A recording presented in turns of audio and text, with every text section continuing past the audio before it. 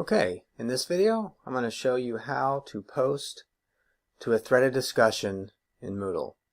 So in all of your online classes you will be required to participate in threaded discussions, which are just topics posed by your professor, topics or questions to which you respond, and then you're required to respond to usually 2 to 3 at least of your fellow classmates' responses to the professor's question or topic.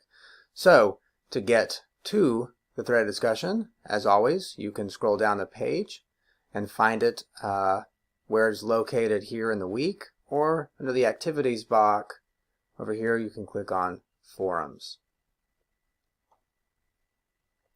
Okay, this will list all the forums on the page. Of course, you'll see the announcements forum here, which is first, and then here will be the learning forums, or the threaded discussions, and you'll choose the discussion in question. In this case, threaded discussion 1, and here you'll find a description as well. It will be the question or the topic for that discussion. This particular one is one in which students introduce themselves to the class, so you just click on the discussion there to go to the discussion. Okay, so again, here you're inside the threaded discussion. You'll see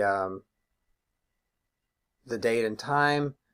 You'll see right here will be, again, the topic or the question that's being posed.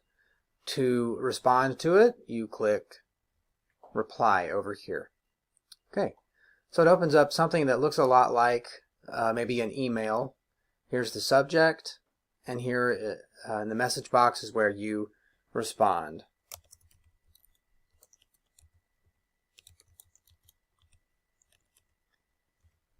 So once you're done typing your answer, your response, whatever the case might be, scroll down. You'll see here an option, discussion subscription. So you can check or uncheck that. That determines whether you are subscribed by email to any posts in the discussion. Now, some discussions might be designed by your professor to be automatically subscribed. If that's the case, checking this won't make any difference, checking or unchecking it. But if that is not the case, then you can decide here whether you're notified via email anytime someone posts in this discussion. Okay. Next, you'll find an attachment section if that is required, or if that is a possibility for your discussion. You can do that. Sometimes you can post, like in an introduction form, you can upload a photo of you or your family here. Other things there. There is a 5 megabyte limit on uploads in Moodle.